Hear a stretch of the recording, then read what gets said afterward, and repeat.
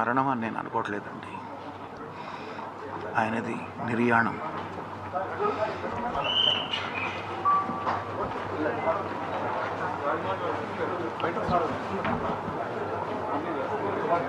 ఒక్క మనిషి అన్ని రంగాల్లో అన్ని ఇన్స్టిట్యూషన్స్ ఎస్టాబ్లిష్ చేసి, అంటే ఏదో ఒక ఇన్స్టిట్యూషన్ ఎస్టాబ్లిష్ చేయడం కాదు, దాంట్లో ఉన్న విధి విధానాలు కానీ పని విధానాలు కానీ కొత్త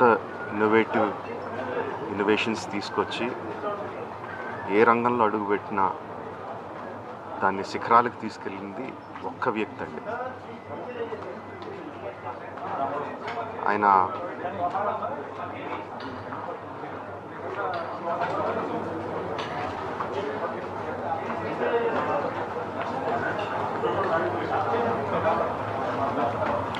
ఎంతోమందికి మార్గదర్శకంగా నిలిచారు,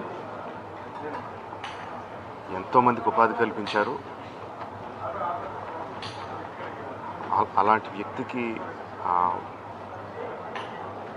the way we can pay tribute to him is by conferring Bharat Ratna. ఆయనకి డెఫినెట్గా ఇవ్వాలి.